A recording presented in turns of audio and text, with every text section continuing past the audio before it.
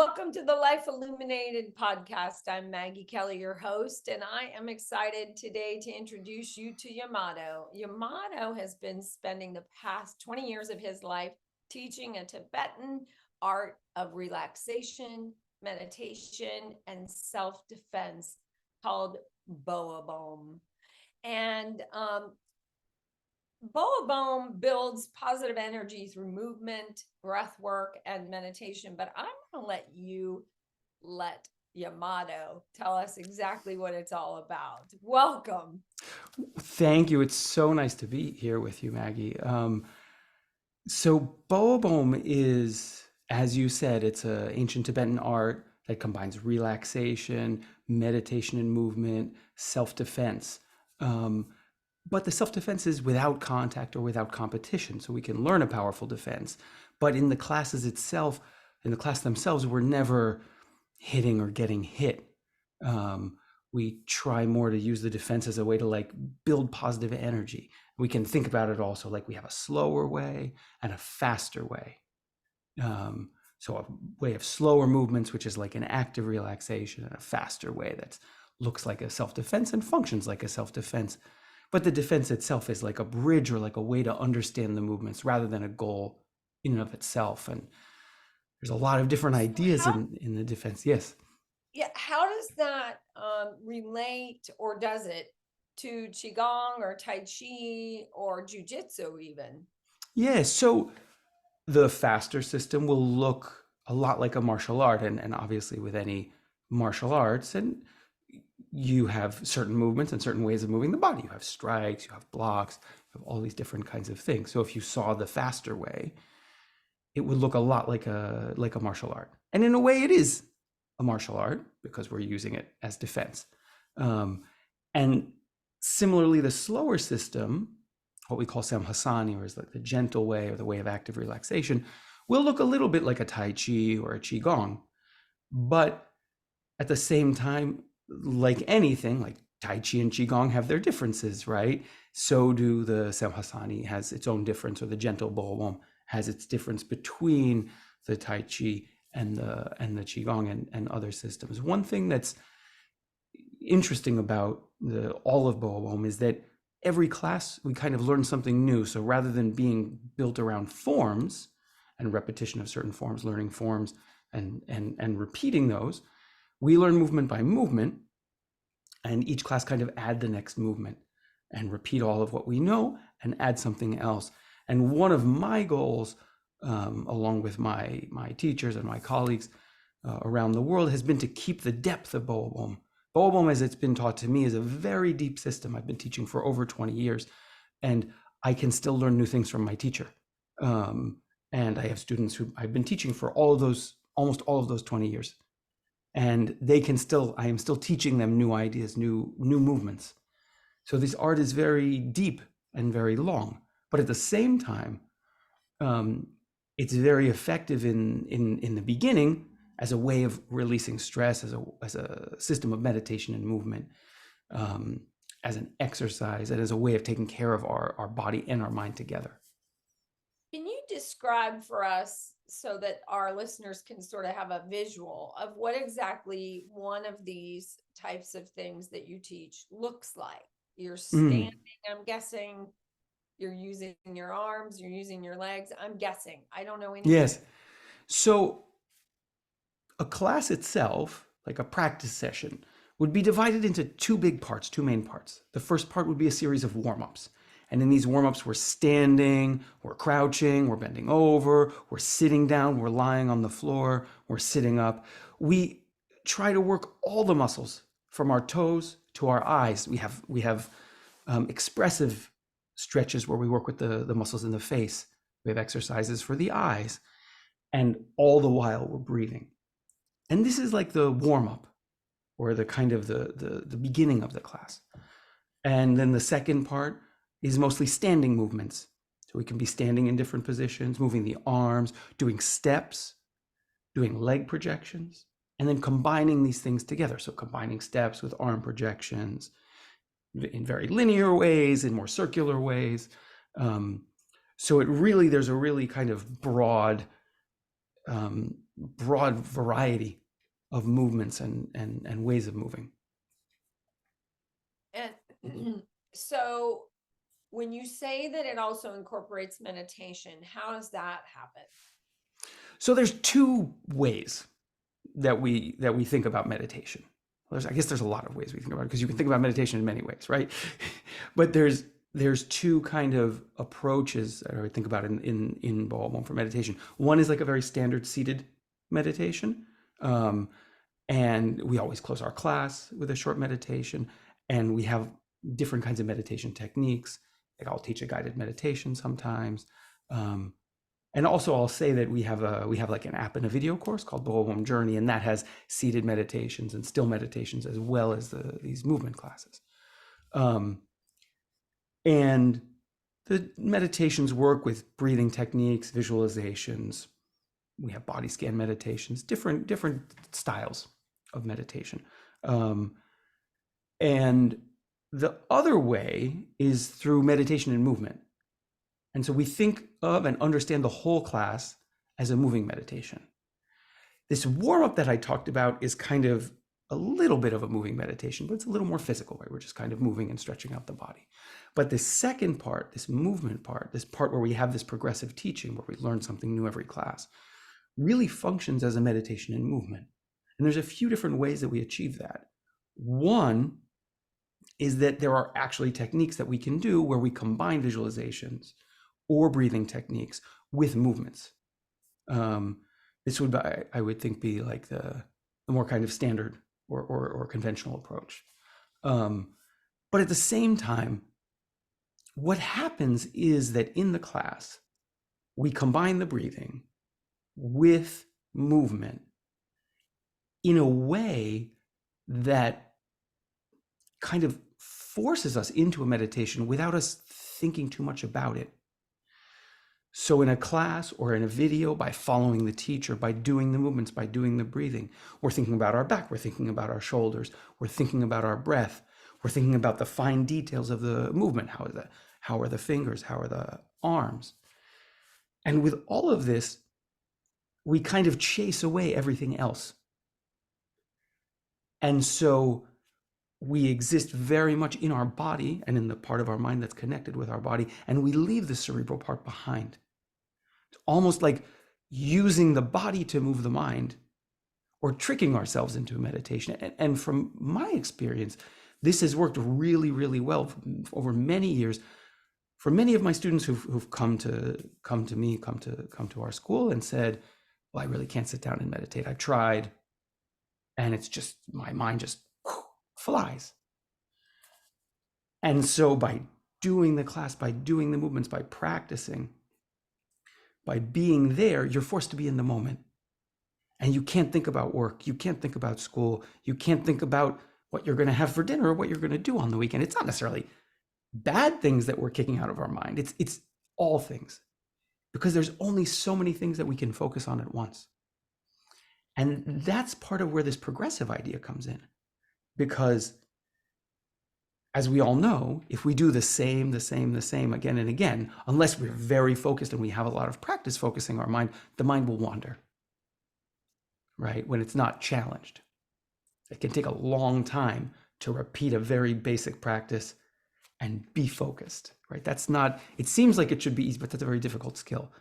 It's much easier to learn new things, to be challenged in new things, and to use that challenge to help us be focused, be calm, be quiet, and be in a meditative state. And that's one of these really powerful things about Boabom, is that we achieve a meditation, but we're moving, we're stretching, we're pushing our body. If we do the faster class, we're doing good exercise. Even the slower class, we're working a lot with our balance. We work a lot with the muscles, the structural and postural muscles.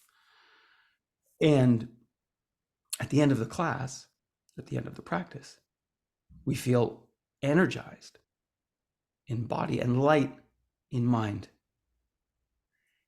And I've seen many of these students who come and say, I can't meditate, over time have been able to build a meditation practice. But through this, with time, with practice in moving meditation, they can then, okay, now I can sit down and create my seated meditation practice because I've practiced quieting my mind. Well, it all works together, right? Body, Yes, mind, of and course. spirit. And so if the body's all worked up and stressed, it's very difficult to settle the mind and vice versa, right? Absolutely. So you mentioned the fast class and the slow class. So are there, obviously there's some varying degrees in what you teach. Is there a particular reason why you would want one or the other, or it's just a different modality, or how does that work? I think we all have both energies. We all have the fast and the slow energies. Some of us are more quick, some of us are more gentle, more quiet. And I think something that's really struck me over the years, the wisdom of this practice, is that you have both ways. And you can use these arts to balance. Now, if somebody's starting out, I tend to recommend they start with the way, that the path that resonates with them. So if you're fast, or if you like more energetic things, you do them more energetic. If you move a little more slowly or a little more quiet, maybe you do that way. Another reason to start slowly is if we're recovering from an injury or really getting back into shape after a long time, not moving a lot, because the gentle Boabom, or what we call Samhasani, can be a really good way to get back into movement after injury, or like I said, a long time, because it's very, very low impact. But through the progression, it's challenging. That being said, like secretly, I think that if we tend to be faster, we should practice it slower. If we tend to be slower, we should practice the faster, because we want to balance our energies. And if we're looking for balance, we need to not just encourage the energies that we're already tending towards. We need to encourage and grow those other energies. I don't mean this to say that the person who's really energetic is ever going to be completely like, or that the person who's really, really more slow is more, I don't mean slow, I mean more like quiet, more gentle, is ever going to be as energetic as the energetic person. But we can find some balance in ourselves, and we can understand a little about our energy, a little about who we are, and how we can cultivate that and develop ourselves. Because I think balance is this incredibly important thing. And in the modern world, it's not, balance doesn't, it's like not right here in front of us. It's not the thing that we walk out of the house and we don't feel balanced, right? We have everything coming at us.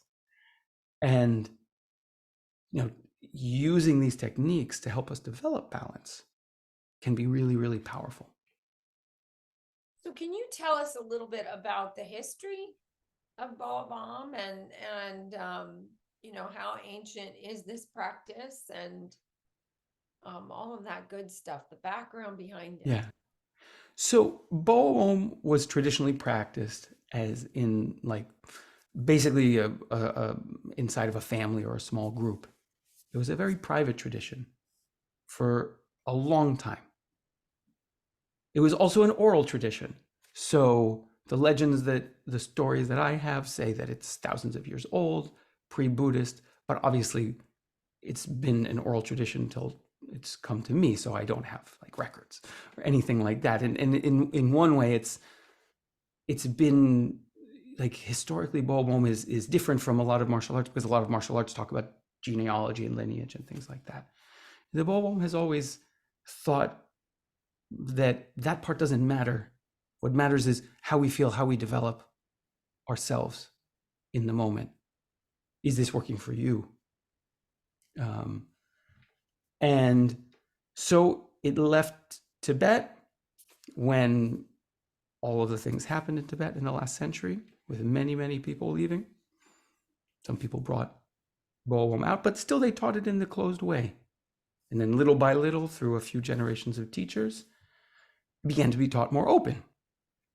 But when I met my first teacher, there wasn't an advertisement on the internet or anything like that. It was totally a personal connection.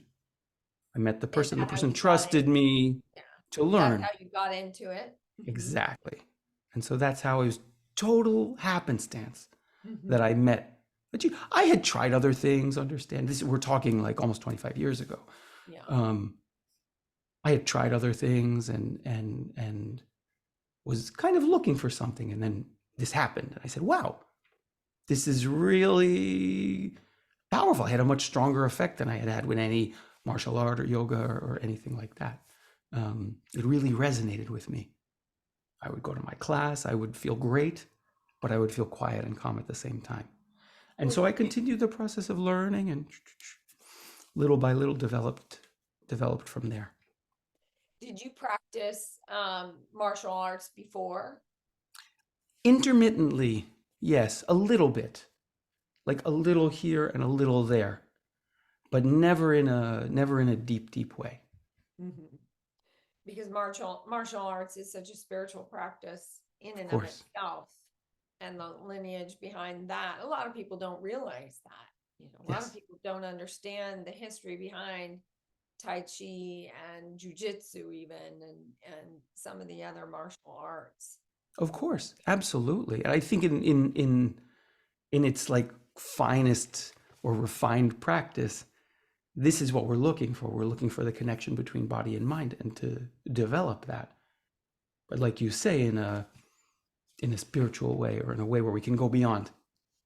Right, right. So talk to us about how self-defense comes into the picture. I I have like a very broad view of self-defense. And I think that, myself, I'm, many of your listeners are lucky enough to live in a place where they don't have to use self-defense on a regular basis, right? I think in our modern world in the West, if we're lucky, maybe we have to use this once in our lives as a physical defense. I hope, Well, right? for me, self-defense, it's less of protecting myself from another in a physical way, or as if I'm being attacked, having to come back with some response. Yeah. And it's more of, at least from what I do, it's more of a energetic. Well, that's the next where I'm going exactly. Yeah, Like I think of it almost like little concentric circles of defense, right? The simplest, but the one many people think of is this physical defense. right. But the physical defense is something small. Maybe in the old times with the old masters practicing, there was a lot more need for it, but now I don't think as much. But if you need to defend yourself, it's good. It's good to have that power.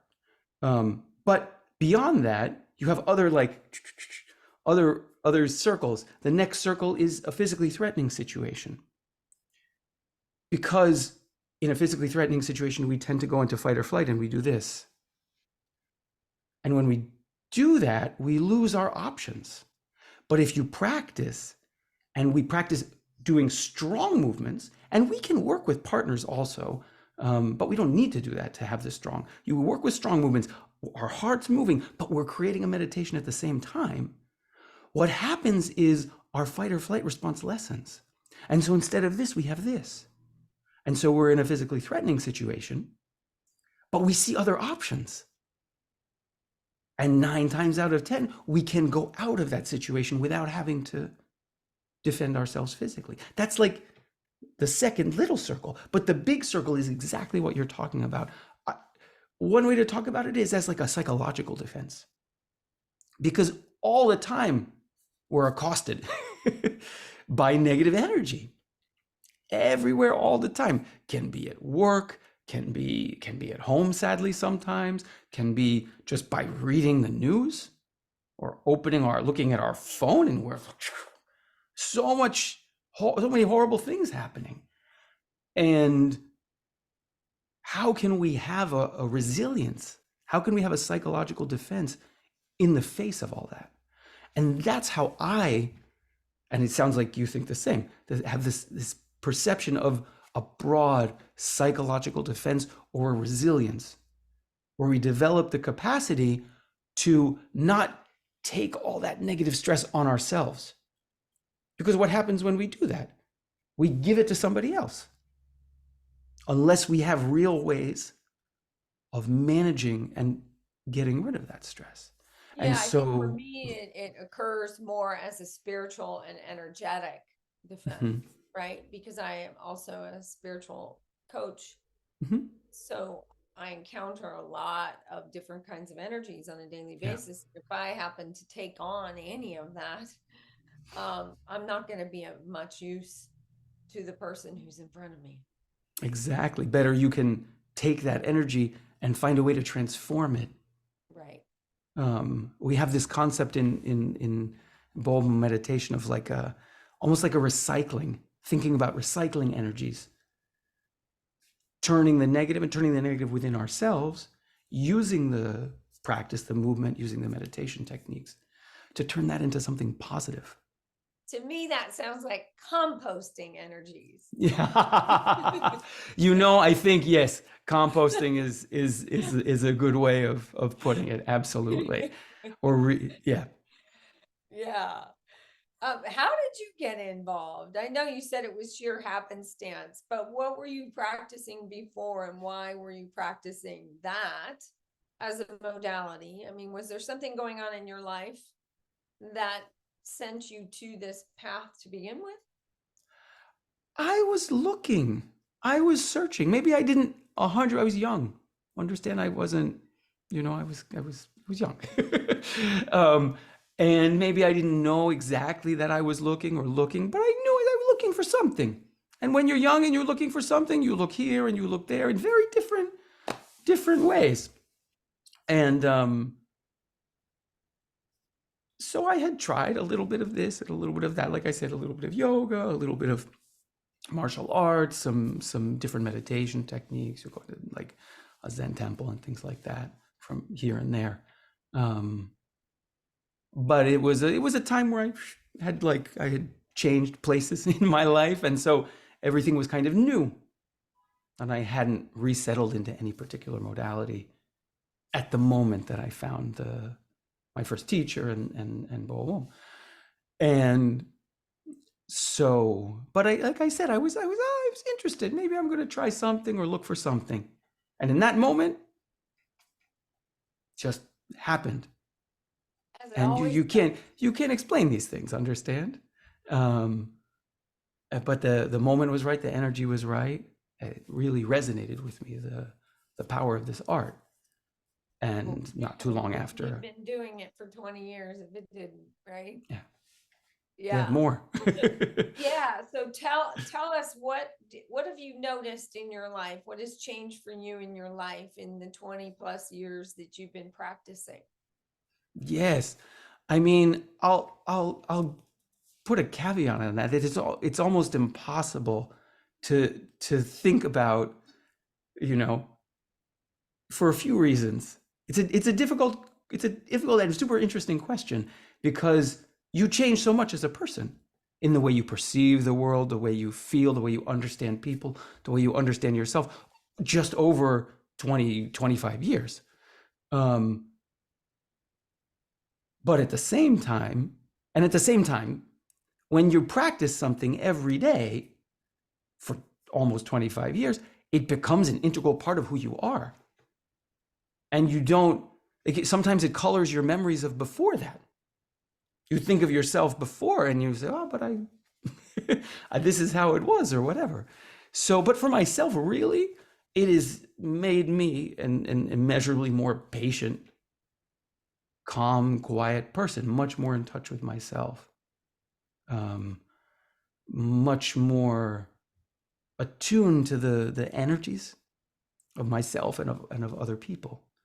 Um, and also, I'll say that I wasn't like an athletic kid, right? So it's really allowed me to really feel strong in myself, like physically strong and had like with the word power is a complicated word, But with like inner, the way we talk about it sometimes is like inner power or internal power. And I think it's given me tools to face stress and to face difficult situations. It doesn't mean that I don't experience stress. It doesn't mean that I don't get, frustrated or angry or upset or whatever. This is something human that all of us experience.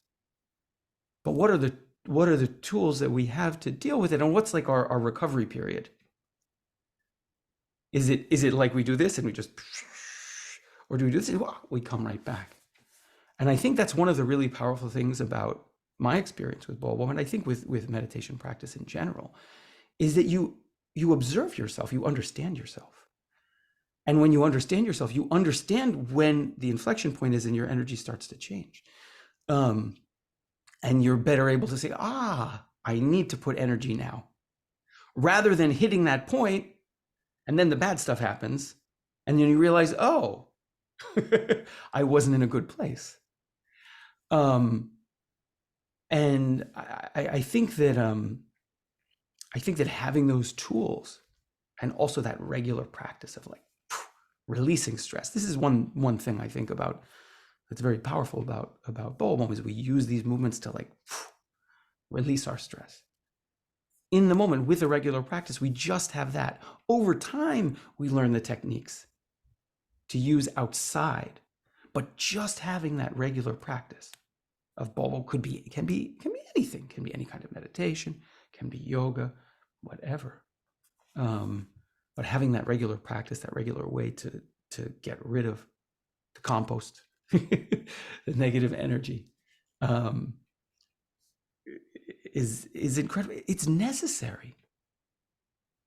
Even just having a breathing technique as a way to, this is something like I taught my kids from when they were little. Like, breathe, take a moment, calm down. I know you're upset, breathe. And it doesn't work, and then little by little it works, then it doesn't work, and then it works, it's but it's something that we need to practice over time, and when we fail, we need to do it again. Right. So that it becomes cellular memory, part of the cellular memory, ingrained and embedded. Exactly. In a new habit. Yes. Because it's way too easy. I mean, within a few weeks, we can slip right back into our old way of being if we're not practicing. And that's with anything. Of course. I think about it sometimes, like a river, right? The river makes its marks in the rock, right? And that's our mind, right? Our consciousness is this river, and the mind around it is this rock. And we've made very deep grooves over a lifetime. And this is like a kind of funny thinking I have about meditation, that like sometimes I think that everything is meditation. Because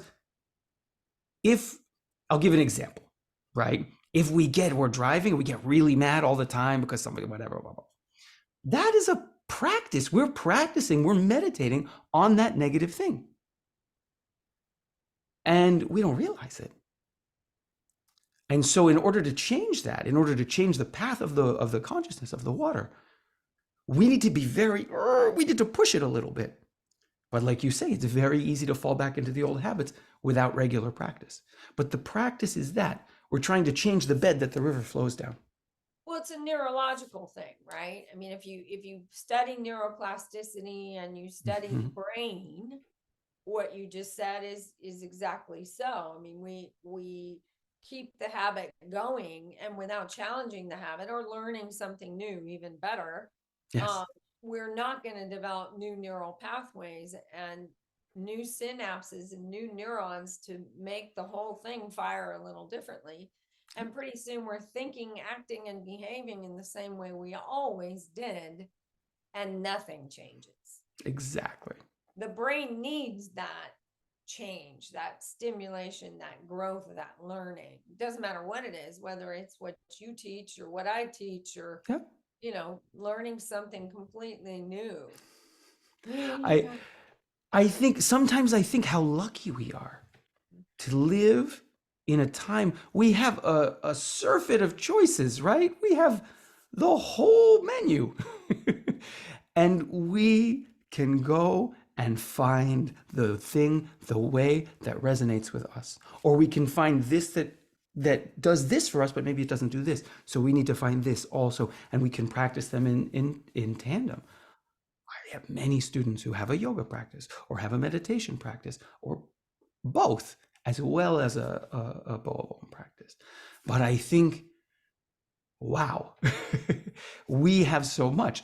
The problem that comes from that is like the paradox of choice, right? If sometimes we can do a little of this and a little of this and a little of this and a little of this. And I remember somebody years ago said to me, you know, better practice one self-help book and do it well than have a shelf full of 50. So I think that we need to find this balance between searching for many, many, many things and doing a little bit, but sometimes going deep can be as important as the system you're going deep into, because you learn so much. You learn about yourself, and maybe over time you realize, okay, I did this, it wasn't for me, I'm going to find something else. But what you learn from doing something, a regular practice over time, is exponentially more than you will spending the same time learning the beginning of everything you can find. So I think that picking and committing and putting the energy in is incredibly important.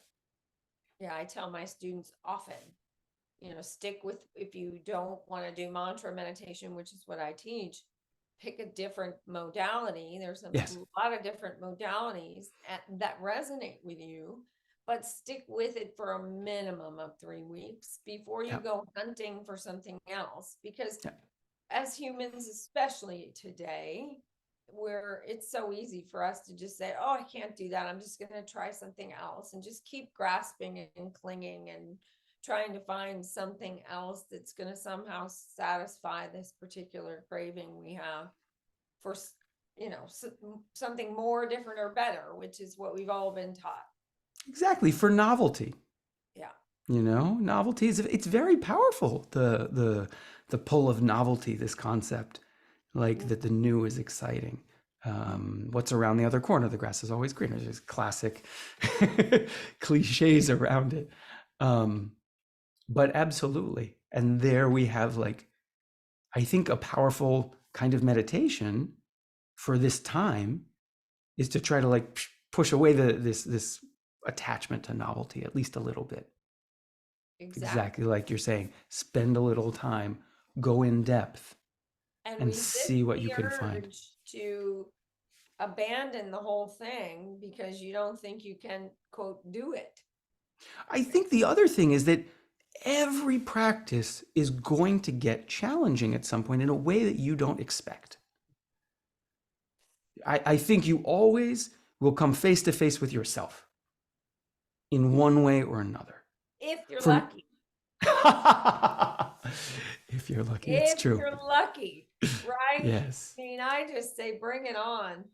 Whatever Absolutely. it is, bring it on. I'm ready. I may not really be ready, but bring it on anyway. But right? you need to have that attitude. You need to have that feeling or that energy, because if you don't, something's going to come and it's going to get you from the side and you're going to be knocked over. So resistant to change. We're also resistant to the muck.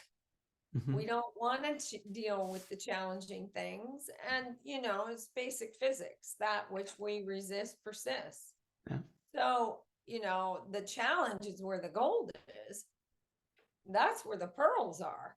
Exactly. So pushing all that into your psychological basement doesn't mean it's going anywhere. It's still there.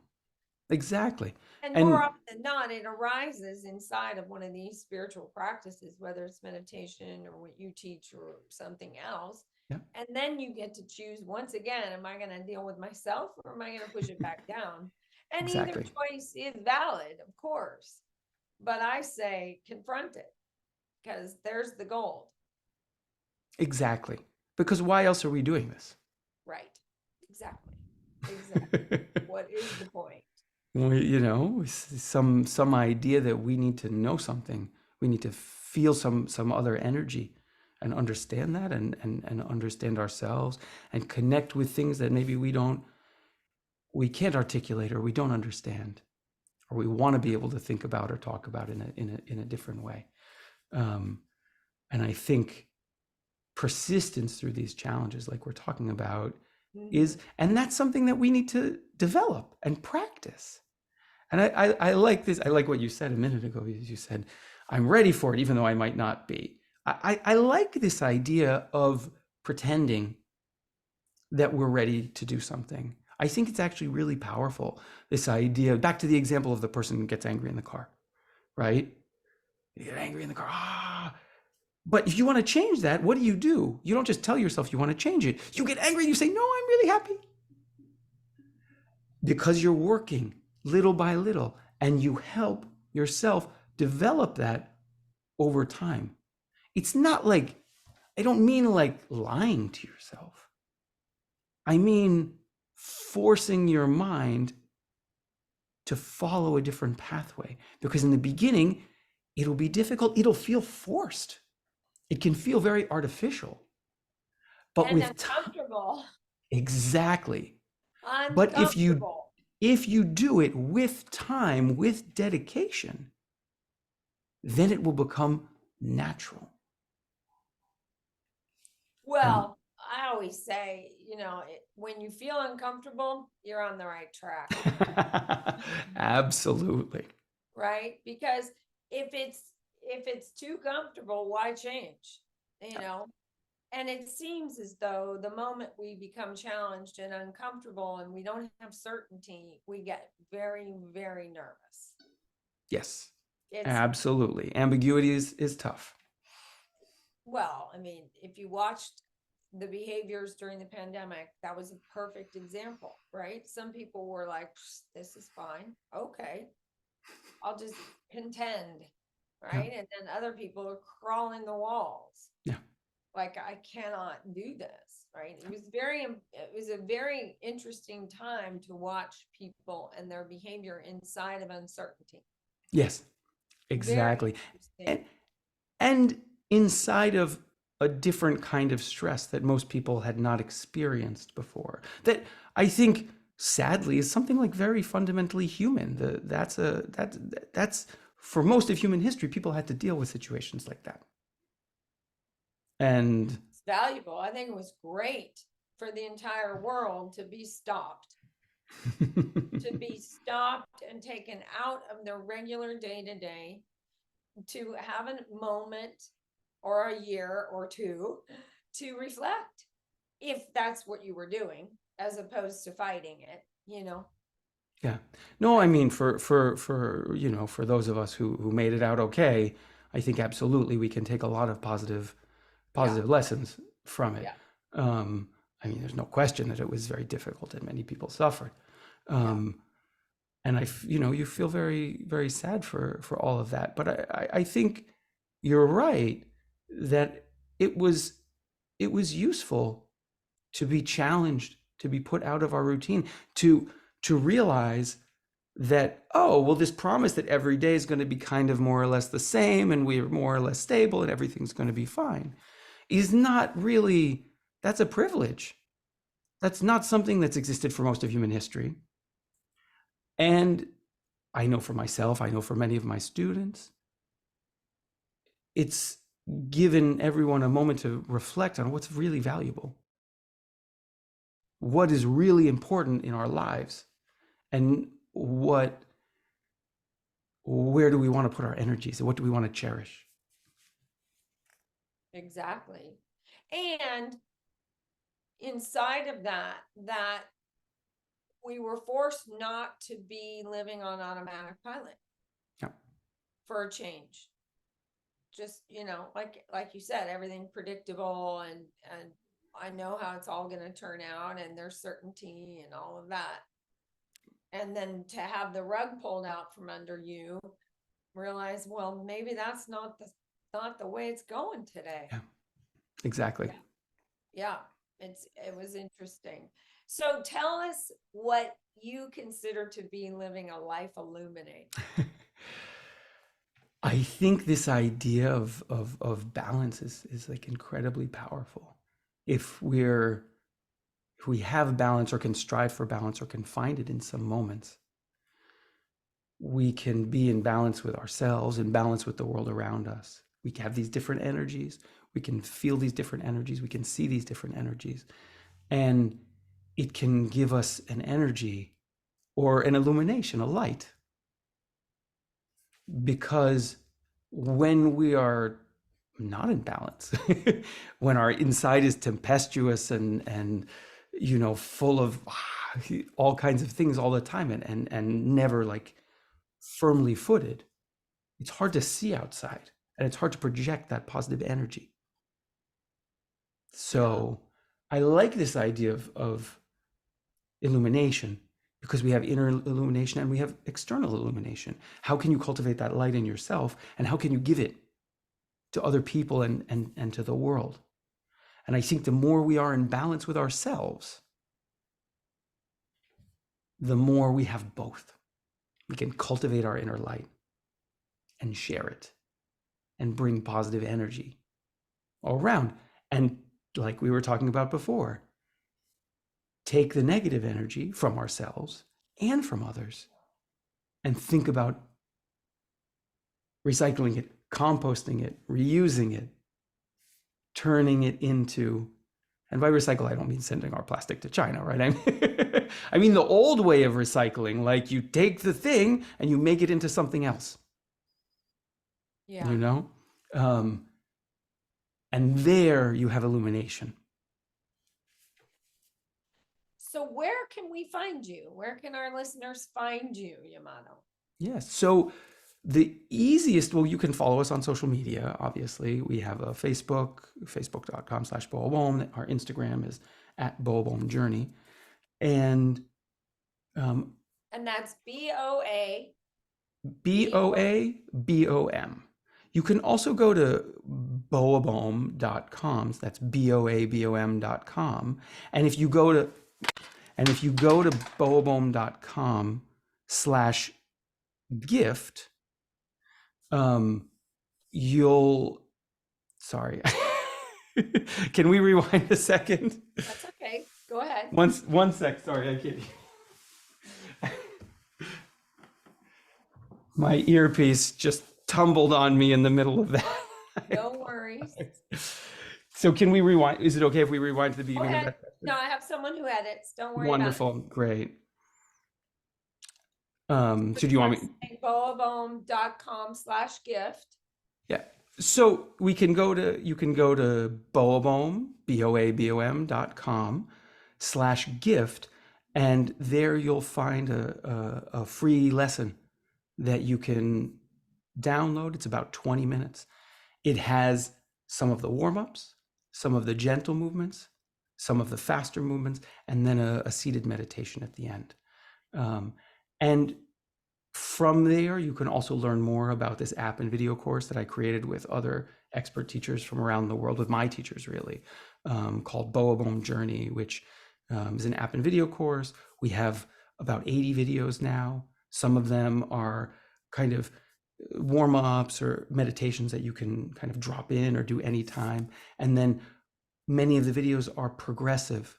So you can start in the first video of the gentle way and each week do the next video. And these are about 20 minutes long. And so if you do that progressive way, you'll learn something new every class. So you'll repeat what you know and add something. So you'll always be challenged and always be forced to create this meditation in movement. So that's boabom.com, boabom.com/gift. Perfect. Wonderful. Well, it has been an absolute pleasure chatting with you. This is fascinating to me. This is something I'd never known anything about before today. So thank you so much for joining us. Absolutely. It's been my pleasure. And it's been a really, really wonderful conversation. It's been great to talk to you about all these different ideas and concepts inside of movement and meditation. It's been a very nice conversation. Yeah, and I hope to have you back on the Life Illuminated podcast sometime in the future. I look forward to it. Well, thank you. Okay.